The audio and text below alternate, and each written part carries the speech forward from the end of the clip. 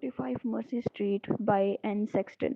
N Sexton जो थी वो एक लेडी थी, और ये जो पोइम है इसकी सब्जेक्टिव अप्रोच है। उसने अपने खुद के माजी के लाइफ एक्सपीरियंसेस को जो है ना शेयर किया है, और प्रेजेंट के साथ उसको कंपैरिजन उसका किया है पास्ट एक्सपीरियंस का।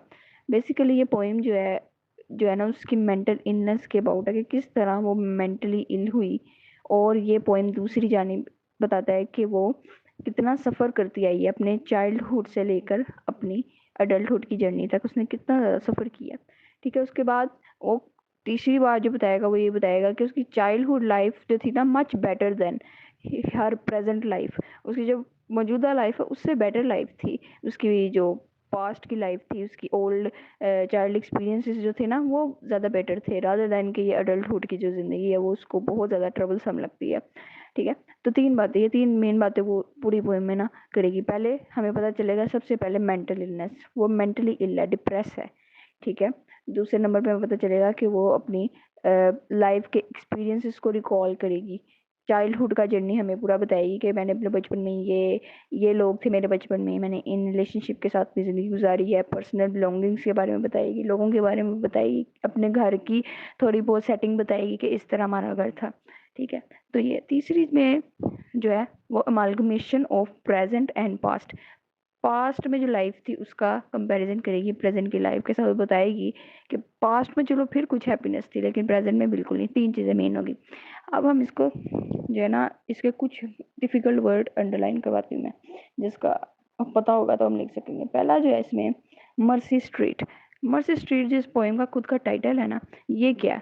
ये एक्चुअली 45 मर्सी स्ट्रीट उसके होम, उसके पेरेंटल होम जहाँ पे वो रहा करती थी, उसके पेरेंट्स रहा करते थे, ये उनका रिजाइडिंग एड्रेस नंबर है जहाँ पे वो रहा करते थे। ठीक है, एड्रेस नंबर है ये उनका 45 मर्सी स्ट्रीट। ठीक है, अब ये एड्रेस नंबर जो है ये तीन चीज़ों को रिप्रेजेंट कर रहा है। एक, अपने चाइल्डहुड के होम को जहाँ पे वो रहा करती थी। ठीक है, सेकंड, अपने वो लोग रिलेशनशिप्स, मदर होगी, ग्रैंड मदर, दादा दादी, उसके बाद आंटी, जहाँ पे जो था ना वो उनके साथ इंजॉय करती थी, यानी कि उसकी हैप्पीनेस को शो करवानी है और पर्सनल बिलोंगिंग्स को। ठीक है, तीसरी चीज़ हैप्पीनेस पहली हो गई, एड्रेस, एड्रेस को शो कर रहा है जो लिटरली हमें समझ में आता है। दूसरी चीज़ उसकी पर्सनल बिलोंगिंग्स यानी पर्सनल रिलेशनशिप्स को, पास्ट एक्सपीरियंसेस को। थर्ड, उसकी हैप्पीनेस और पीस को, कि कितनी मर्सी स्ट्रीट जो मेरा घर था वो कितनी पीसफुल प्लेस थी, अब वो बिल्कुल मुझे फाइंड, अब वो पीस मुझे अडल्टहुड की लाइफ में नहीं मिल रहा। तो तीन चीज़ों को मर्सी स्ट्रीट रिप्रेजेंट कर रही है। उसके बाद मर्सी स्ट्रीट जो था इसका टाइटल था। उसके बाद यहाँ पे बेकन हिल, बेसिकली बेकन हिल जो थी ना वहीं वो एक हिल थी, उसी के ऊपर या नीचे करके ना उनकी ये मर्सी स्ट्रीट आबाद थी। ये एक स्ट्रीट थी वहाँ पे। ठीक है, बेकन हिल एक टाउन है, हिल है, उस हिल के ऊपर या नीचे करके जो थी ना वो ये मर्सी स्ट्रीट जो थी वहाँ पे पाई जाती थी, एग्जिस्ट करती थी, बिल्ड हुई थी। उसके बाद अगला, उसके बाद यहाँ पे वो कहती है stained foyer, FOYER, stained glass window of the foyer. Foyer कहते हैं कि जो हॉल नहीं होता बाहर, एंट्रेंस ऑफ द हॉल, हम हॉल घर के अंदर एंटर होने से पहले जो खिड़की लगाई होती है ना साइड्स पे, तो वो यहाँ पे उसकी बात करेगा कि हॉल की जो खिड़की है मुझे वो भी याद है अभी तक। ठीक है, उसके बाद यहाँ पे एक लफ्ज़ है पार्कवेट फ्लोर, PARQET, पार्कवेट फ्लोर कहते हैं डब्बे बने होते हैं उस फ्लोर के ऊपर, डिजाइनिंग जो होती है ना वो इस तरह की होती है कि डब्बे बने होते हैं, डब्बों की तरह फ्लोर बनाया होता है पेंटिंग पुटिंग करके या फिर टाइल्स के थ्रू। ठीक है, तो वो पार्लेट फ्लोर होता है, पार्कवेट फ्लोर। उसके बाद कप बोर्ड ऑफ स्पोर्ट, ये जो स्पॉट है ना ये चाइना की मिट्टी से बने हुए बर्तन होते हैं। कप बोर्ड का मतलब ये बर्तन या इस तरह की चीज़ें जो कि गुलदान हो गया इस तरह की, तो वो भी इसको याद है। उसके बाद बताती है कि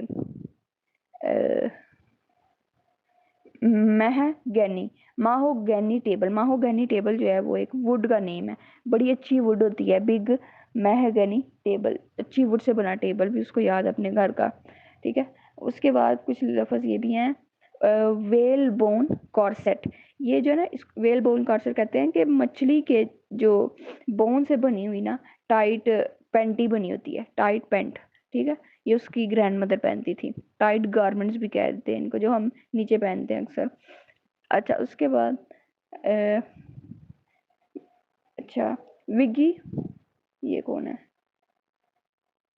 विगी रॉकर, ये एक तरह की ना एक चेयर होती है, जैसे बच्चे अपनी वॉकर में नहीं डाल के बच्चों को हम सुलाते, तो वो फॉरवर्ड और बैकवर्ड मूव करती है वॉकर, उसी तरह जिसमें वो सोते हैं। इसी तरह एक बड़ी चेयर होती है जिसपे अडल्ट जो होते हैं ना वो आराम करते हैं, वो आगे पीछे घूमने वाली चेयर, विगी रॉकर उसको कहते हैं।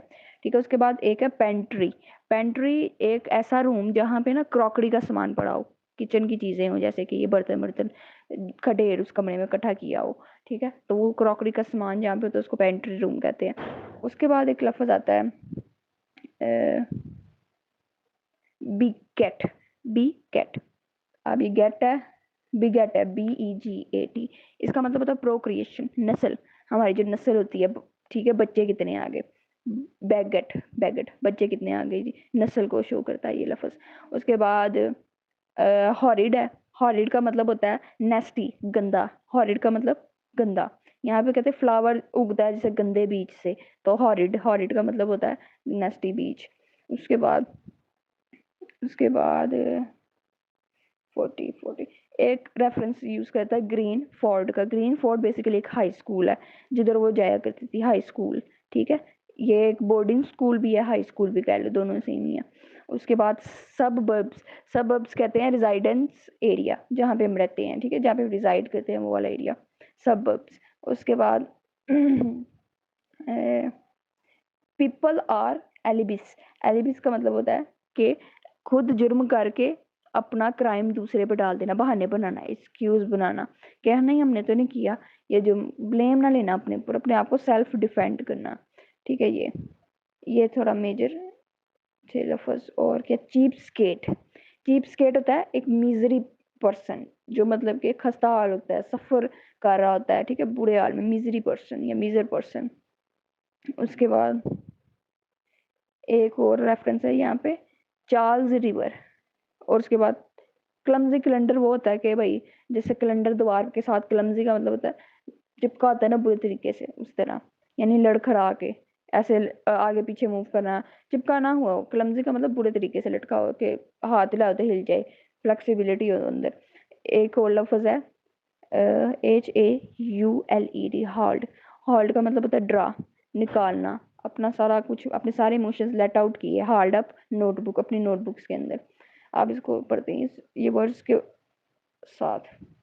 कहती है in my dream drilling into the marrow of my entire bone. कहते कि मैंने ख्वाब में देखा कि किसी ने ना ड्रिल मशीन से मेरी इंटायर, मेरी पूरी बॉडी में सुराख किया और मैरो निकालने की कोशिश की है। यानी कि सुराख जो था ना वो मेरा मैरो तक गया। ये बोन मैरो होता है हमारी जो बॉडी के अंदर होता है, ये बोन मैरो की वजह से ही हम चल फिर सकते हैं। ये हमारा ऐसा पार्ट होता है जिसके बगैर ना पैरालिसिस हो जाते हैं, हम पैरालाइज्ड हो जाते हैं। ठीक है, चल फिर नहीं सकते, किसी को सेंस नहीं कर सकते, हैंड नहीं मूव कर सकते अगर ये हमारी बॉडी में ना हो।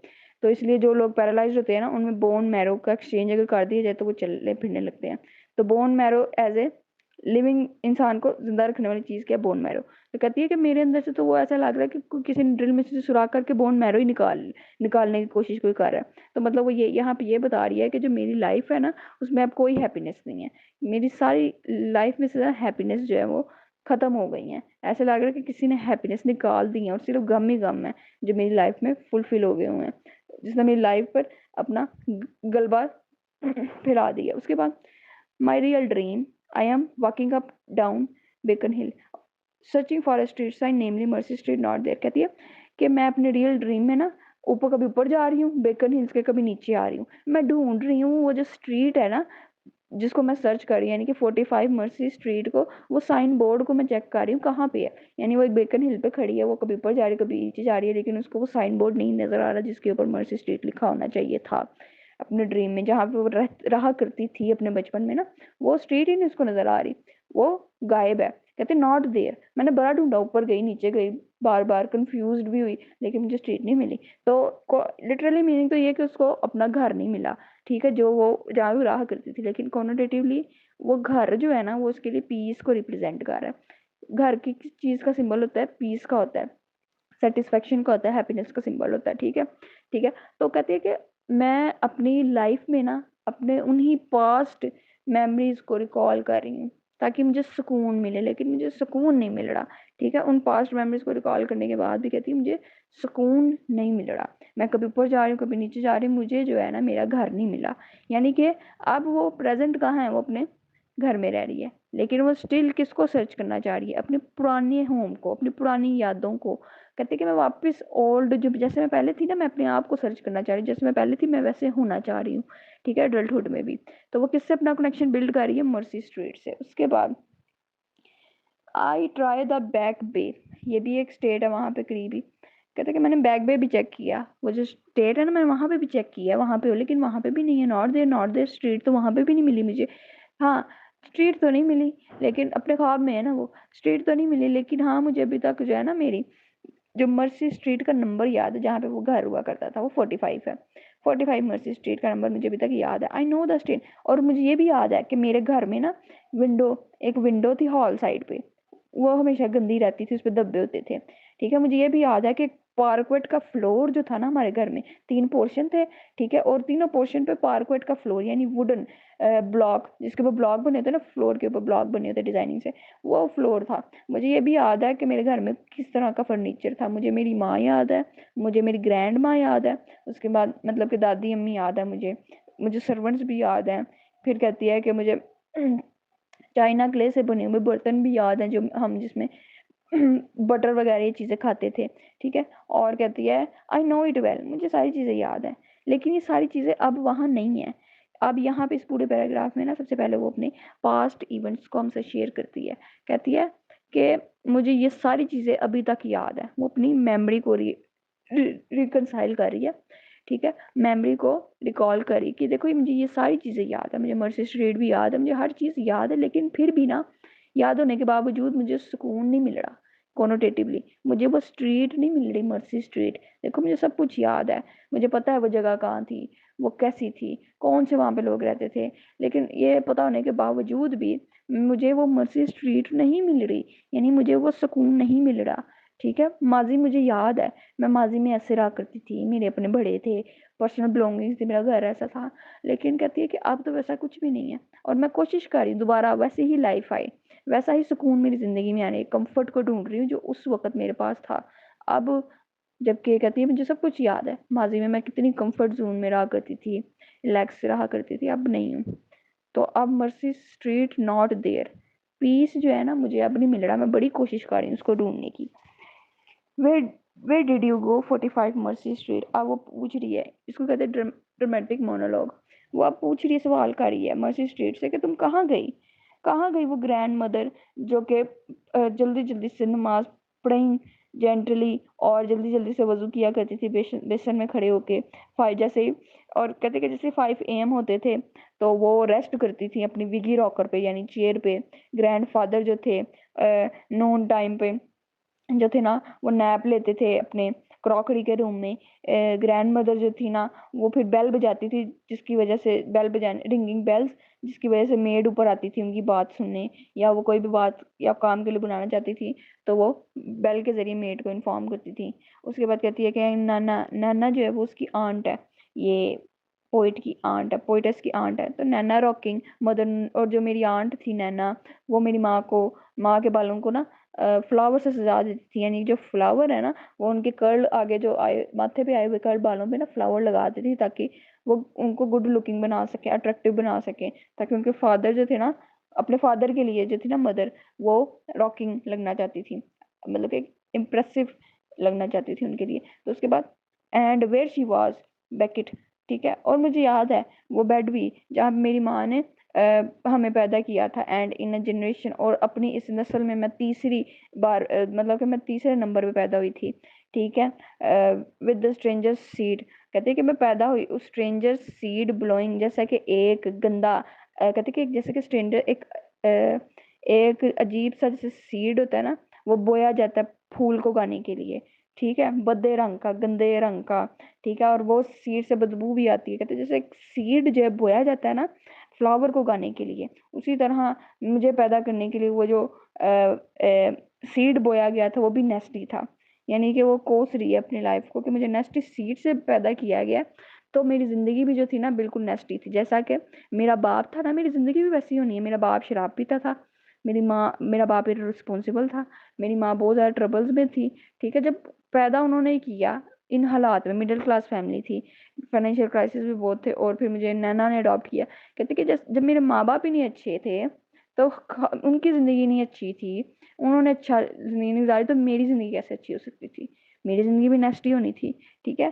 तो गंदे फ्लावर से मुझे, जो गंदे सीड से मुझे पैदा किया गया है एक फ्लावर को, फ्लावर वो खुद है, गंदा सीड जो है वो अपने माँ बाप के जो भी है उस प्रोसेस को कह रही है, ब्रीडिंग प्रोसेस को, ठीक है। उसके बाद I walk in a yellow dress and a white pocket book stuff with cigarette. कहती है कि मैं फिर, मुझे याद है कि मैं ना येलो ड्रेस में वॉक कर रही थी, और वाइट पॉकेट मेरे हाथ में जो था, एक वाइट पॉकेट बुक थी, बटवा था जो कि सिगरेट से बड़ा हुआ था, उसमें पिल्स थी, पिल्स, स्लीपिंग पिल्स भी थी, सिगरेट भी था, ठीक है। उसमें चाबियां भी थी मेरे घर की, और मेरे उसके अंदर एक वॉलेट भी था जिसमें पैसे थे, ठीक है। लेकिन कहती है कि इन सब चीज़ों के पास मैं ना वॉक कर रही थी, तो मुझे ऐसा लगता है अपनी वो सब चीज़ों का बताते हुए, कहती है कि मुझे ऐसा लगता है कि मैं ना 28 की हूँ, लेकिन मैं 40 की लग रही हूँ, ठीक है। यानी कि आप वक्त से पहले ही बूढ़े हो जाते हैं। यहाँ पे वो सिचुएशन बताई है कि बीइंग 28, 28 साल का होते हुए, इज इट 45, क्या मैं 45 साल की हो गई हूँ 28 साल की उम्र में ही? तो कहती कि आई वॉक, मैं चलती गई, मैं चलती गई। I hold matches at street sign. ख्वाब में जो मैंने मैचेस पकड़ी हुई थी, और वो जो स्ट्रीट साइन था ना, मैं उसके पास थी। For it is dark. जो स्ट्रीट साइन था ना, वो जो साइन, वो इतना ज़्यादा डार्क, यानी ऑब्सक्योर हो गया हुआ था, नजर नहीं आ रहा था। जैसे कि एक लेदर जो होता है ना, लेदर का कपड़ा, वो आहिस्ता पड़े पड़े पड़े पड़े उसका रंग खत्म हो जाता है, इसी तरह वो स्ट्रीट साइन का रंग भी खत्म हो गया था। उस पर जो लिखा था वो लफ्ज मिट गए थे। I have lost my green Ford. मैंने अपना स्कूल खो दिया, माई हाउस, अपना घर खो दिया जहाँ मैं रहा करती थी। टू लिटिल किड्स खो दिए, सक्ड अप लाइक पोलन। इस तरह खोए जैसे कि सक्ड अप, जैसे कि बीज जो होती हैं, मधुमक्खियां जो होती हैं ना, वो फ्लावर में से पोलन को चूसती है ना, उसी तरह मैंने अपने बच्चों को जो था ना, खा गई मैं अपने बच्चों को चूस के। यानी मेरी मिस्टेक्स, मेरी ट्रबल्स की वजह से, मेरी जो था ना मेंटल इलनेस की वजह से, मेरे बच्चे मुझसे दूर चले गए, वो भी मतलब खो गए, सब कुछ खो गया।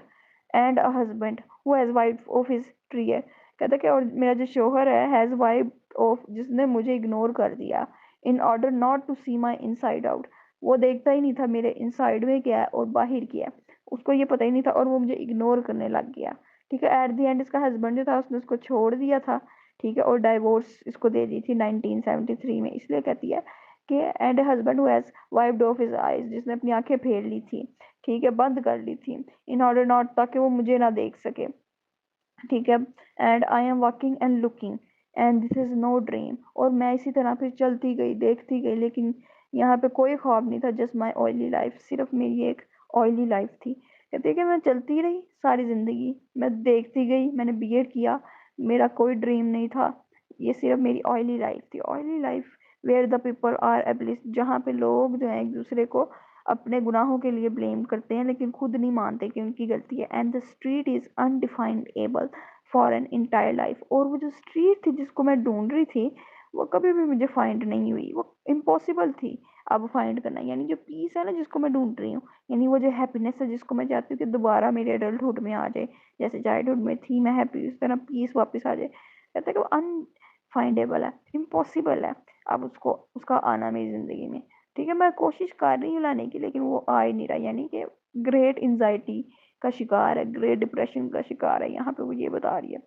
इस पूरे पैराग्राफ में ना उसने ये बताने की कोशिश की, मैंने अपना सब कुछ खो दिया, खोने के बाद मुझे सिगरेट स्मोक करने की आदत हो गई, मैं स्लीपिंग पिल्स लेती थी, इतना मैंने सब कुछ खोने के बाद मैं मेंटली इल हो गई, मैंने स्मोकिंग करना शुरू कर दी, स्लीपिंग पिल्स लेना शुरू कर दी, ठीक है। और उसके बाद तीसरी चीज़ उसने क्या थी, कहती और तीसरी चीज़ ये थी कि कि मैं 28 की होती हुए भी 45 साल की लगने लग गई थी, ठीक है। एज का भी यहाँ पे उसने बताया कि मैं इतनी यंग होते हुए भी बूढ़ी लगने लग गई थी, तो ये बातें। और फिर वो कहती है जस्ट माई ऑयली लाइफ, ठीक है, ये कोई ड्रीम नहीं है। अब यहाँ पे वो खुद कहती है रीडर को, दिस इज नो ड्रीम, ये कोई ड्रीम नहीं है, ये रियलिटी है, मतलब कि रियल चीज़ है। खुद कहती है this is no dream, just my oily life, ये मेरी स्लिपरी लाइफ है जो मेरे हाथ से निकलती जा रही है, जिस पे मेरा कोई होल्ड नहीं है, जिसको मैं पकड़ ही नहीं पा रही। मेरे जिंदगी निकलने का मतलब ये है हाथ से, हर चीज, हर रिलेशनशिप, हर नाता टूटता ही जा रहा है, सब कुछ खो ही जा रहा है उससे। ठीक है, उसको जो है ना डिप्रेशन मिलता ही जा रहा है उसकी जिंदगी में। उसको जब सब कुछ खो रहा है तो उसे डिप्रेशन मिल रहा है। तो कहते हैं कि ये मेरी ऑयली लाइफ है, ये कोई ड्रीम नहीं है। यानी कि खुद कह रही है कि वो ये एक रियलिस्टिक वर्क है, मेरी ऑटोबायोग्राफिकल जो है ना ये इवेंट है, ऑटोबायोग्राफिकल लाइफ है मेरी। उसके बाद जहाँ पे अनफाइंडेबल, जहाँ पे सुकून नहीं है, अनफाइंडेबल, इम्पॉसिबल है मिलना। ठीक है, for an entire life time, मेरी फ्यूचर के लिए भी इम्पॉसिबल है सुकून मिलना। Pull the shades down, I don't care, bolt the door, Mercy erase the number. कहती है कि अब जो होता है होने दो, pull the shades down, I don't care, I damned care, मुझे कोई परवाह नहीं है, अब जो भी जितनी भी तलखियाँ आती हैं आने दो। यहाँ पे वो क्या हो गया, यहाँ पे वो बेहिस हो गई है। ठीक है, अगर आती है गम तो आने दो, जैसा हो रहा है चलने दो। Pull the shades down, I don't care, bolt the door, forcefully shut the door. Bolt का मतलब होता है जोर से वो दरवाजा बंद करती है, मतलब कि bolt shut the door, Mercy erase the number. कहती है rip down the street sign, what can it matter, what can it matter to the cheapskate who wants to be on. यहाँ पे पूरे पैराग्राफ में कहती है कि तो फिर जैसा चल रहा है ना होने दो, ट्रबल्स आ रही हैं तो आने दो, अब मैं क्या कर सकती हूँ अगर हैप्पीनेस नहीं है, आई डोंट केयर। तो फिर मैं अपने उस मर्सी स्ट्रीट, अपने माजी, इन सब चीज़ों को ना, जो मैंने माजी में अपने गम सहे हैं, मैं उन सबको उखाड़ फेंकना चाहती हूँ। ये रिप्रेजेंट करती है, कहती है कि इरेज द नंबर, वो जो इरेज द नंबर है ना, मैं मर्सी स्ट्रीट का नंबर उखाड़, मैं अपने जहन से ना 45 मर्सी नंबर स्ट्रीट का नंबर बुला देना चाहती हूँ। Rip down the street sign, और जो स्ट्रीट साइन है ना, मैं उसको उखाड़ फेंकना चाहती हूँ। ठीक है, वो जो स्ट्रीट साइन है, कहते हैं कि ये मेरे लिए क्या मैटर करता है, एक मिजरेबल इंसान के लिए ये क्या मैटर करता है कि वो एक जगह जाए और एक स्ट्रीट ढूंढता फिरे। इसके लिए कोई मैटर नहीं करती कोई स्ट्रीट, नहीं उसके लिए कोई पास्ट नहीं मैटर करता। यानी एक मिजरेबल इंसान जो प्रेजेंट में बड़ा परेशान है, उसका माजी भी जो था वो इतना हैप्पी नहीं था रियलिटी में। ठीक है, तो वो भी यहाँ पे कहती है जब माजी हैप्पी नहीं है तो इस प्रेजेंट को भी उखाड़ फेंको, इस प्रेजेंट के मिजरेबल इंसान से दूर रहो, पास्ट को दूर रखो। क्यों, कहते हैं wants to own the past that went out. कहते हैं कि हम वो पास्ट सोच रहे हैं जिसकी वजह से इतनी डेड शिप्स आई हैं, जिसकी वजह से मैं आज डेड शिप पे सरवाइव कर रही हूँ, यानी मौत की कश्ती पर मैं अभी सरवाइव कर रही हूँ। इसकी वजह से ये मेरा पास्ट ही तो है जो मुझे यहाँ तक लेके है, और ये पास्ट ही तो है जिसने मुझे आज इन पेपरों के थ्रू अपने इमोशंस को लेट आउट करने की इजाज़त दी है। कोई छोड़ा ही नहीं मेरे पास, पेपर्स खाली छोड़ दिए हैं जिसके ऊपर मैं अपना एक्सपीरियंस शेयर कर सकती हूँ, अपने इमोशंस निकाल सकती हूँ। इसका क्या मतलब, कहती है कि सारा कुछ तो ले गई है, मेरा पास्ट जो है सब कुछ खत्म कर दिया इसने, तो फिर मैं क्यों याद करूँ उस मर्सी स्ट्रीट को, उस 45 नंबर को।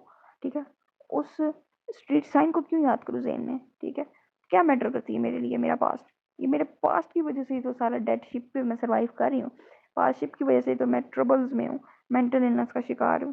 ठीक है, और इस पास्ट ने तो मेरे से सारे अपने पर्सनल बिलोंगिंग्स जो थी मेरी छीन ली हैं, स्नैच कर ली हैं। जितने भी लोग थे मेरे करीब वो सब चले गए, मेरे बच्चे, मेरे खानदान, मेरी फैमिली, मेरा शोहर सब छोड़ गया, सिर्फ एक पेपर बची है जिस पे मैं अपने इमोशंस जाहिर कर रही हूँ। तो क्या फ़ायदा इस पास को याद करने का, उखाड़ फेंको, pull the shut down, I don't care. कहते कि नॉट देयर, कहते कि नॉट देयर, सुकून इसमें भी नहीं है। पास्ट को उखाड़ फेंकने में भी कहती है मैंने ऐसा भी करके देखा, मैंने उखाड़ दिया, वो हमसे क्वेश्चन भी करती है ना, लेकिन सुकून अभी भी नहीं है सब कुछ करने के बाद भी। I open my pocket book as women do, मैंने अपना बटुआ खोला and fish swim back and forth. कहते कि जैसे अब यहाँ पे वो मटीरियलिस्टिक लाइफ को दिखाएगी।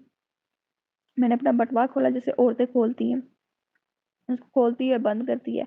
कहते कि जैसे कि फिश, मुझे ऐसा लग रहा था जैसे एक फिश जो है ना वो स्विमिंग कर रही है डॉलर्स और लिपस्टिक्स के दरमियान। तो मैं डर गई, मैंने ना उन लिपस्टिक्स और डॉलर्स को आहिस्ता आहिस्ता जो था ना street sign, throw them at the street sign, मैंने स्ट्रीट साइन के पास ना सारी चीज़ें जो थी डॉलर्स, लिपस्टिक, वो मैंने फेंकना शुरू कर दी। ठीक है, जो भी मेरे बटुए में थी। ठीक है, एंड शूट माई, और फिर मैंने अपनी पॉकेट बुक जो थी ना वो चार्ल्स रिवर में फेंक दी।